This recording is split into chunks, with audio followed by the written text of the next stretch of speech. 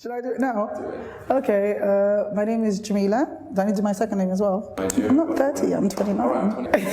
Is it recording? Whew, I talk a lot, so this is funny. All right, take one. My name is Jamila. I'm Nigerian, but I was raised in the UK, and I'm 30.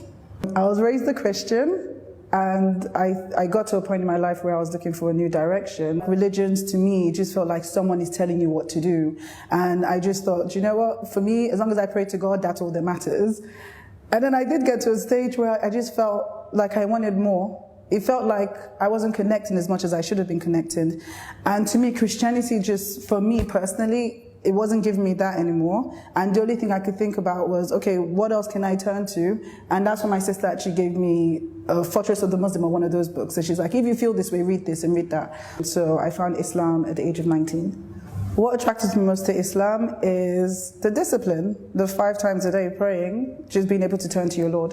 After that, I tried to read more about the religion, and I just turned around and I was like, I need that discipline, and I think I just wanted the discipline, and I felt like this was the way forward for me.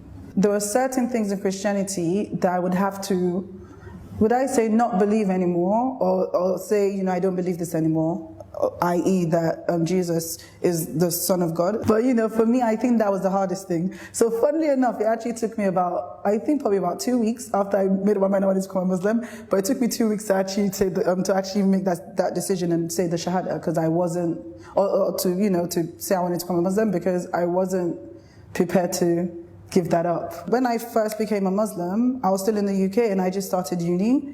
And I was blessed enough to, in the university I went to, you know, I had some Muslim sisters there, so there was a prayer room, so I used to go there. I didn't know anything, but they were so welcoming to me, and they were willing to help me because I knew nothing.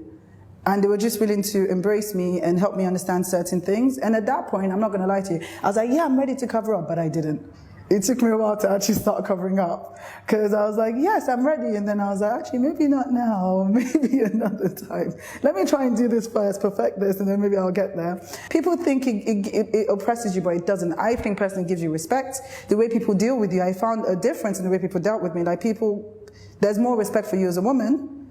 You know, not saying that, you know, I'm not trying to say anything. This is just my journey and my story, what I noticed. The way people deal with you, the way people act with you, and even the way I try to do things. I remind myself, remember, Drila, you can't go to this place, for example, you're wearing the hijab. People that knew me back then and they know me now, they tell me things and I'm like, oh, wow, I guess I've changed a lot in terms of how I deal with things, in terms of how I deal with people. Like before, you know, once something is really, once I hit a, you know, roadblock or something happens, I just crawl into a shell and I just, you know, there are times when I'm like, you know what, like, I don't even want to do anything. I just want to be in my misery, because this is my misery. It was all about, you know, how I was feeling. And I remember I had a friend that said to me, I'll complain to her about something and she'd be like, pray. And I'm going to tell you, the first time she said I wanted to strangle her, because I'm like, I'm trying to talk to you and you're telling me to pray? What is, you know, like, come on. And there was a day where I said to pray, and the more I prayed and the more I turned to the Lord and the more I just try to understand more how beneficial the religion is, and just praying and just understand, like, basically with the religion, there's like they say in the Quran, for example, for every struggle you're going through, there's something in there that relates to it, if you open your heart to relate to it. Because I've read the Quran so many times, and there are times when I'm reading something, I'm like, skip it, you know, because I didn't want it to apply to me. But you find that the more you get into the religion, the more you get into, you know, the deen, you go back and you're like, you know, that actually applies to me, and I'm able to apply that to my life. So for me, I think what the benefits for me is that whenever something happens now, I'm able to, my first point of contact is to turn to Allah. I'm not going to lie, I'm a human being, sometimes I still complain. my first point of action is to complain and go, shout, and I calm down. I'm like, hang on a minute, and then I go and I pray and I feel better. And I've been in situations where, honestly, I kid you not, and I say this to people and they think I'm joking, where it seemed like there was no other way to turn. I didn't know what I was going to do. Like, I literally was like, there's nothing I can do. But instead of moaning as I would do usually, I'll go and pray. I'll go to my mat and I'll pray. And like, subhanAllah, the way things would turn around, even I'm shocked.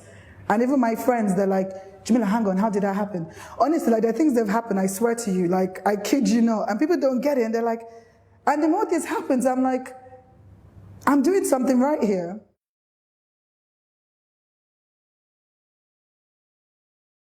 Don't block yourself, just take one step. Take one step in any direction. If there's one thing you can give up today, anything, no matter how little you think it is, but you think it's something that'll bring you closer, take that step. If for example, you feel like, even just talking to somebody more about the religion and becoming closer, that's a step. Even just listening to me right now, you're taking a step. So don't give up on that step, because we're all on this journey and we can all help each other be better at this. Trust me, we're all on the journey together. And, we can get there in the end, inshallah. It's just one step we have to take.